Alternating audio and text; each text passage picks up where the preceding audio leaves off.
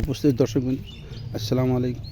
আপনারা দেখছেন পার্বতীপুর উপজেলা আরজি দেবীপুর গ্রামে। আমরা এসেছি বেগুন বাড়িতে। বেগুন খেতে প্রচুর পরিমাণ বেগুন ধরলেও কৃষকরা দাম না পাওয়ায় বেগুন তুলতেছে না। এখন বর্তমানে বাজারে বেগুনের কেজি 1 টাকা। তাই বেগুন যে তুলতে যে খরচ হয় তাও উঠাইতে পারতেছে না।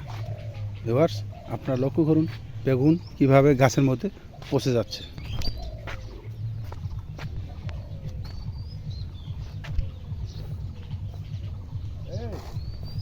এরা তো রাইট আছে। নাবালকের সম্পত্তি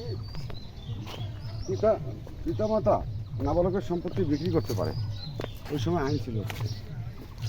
এটা তো দানও করতে পারে, হ্যাঁ, দানও করতে পারে। দানও করতে পারে।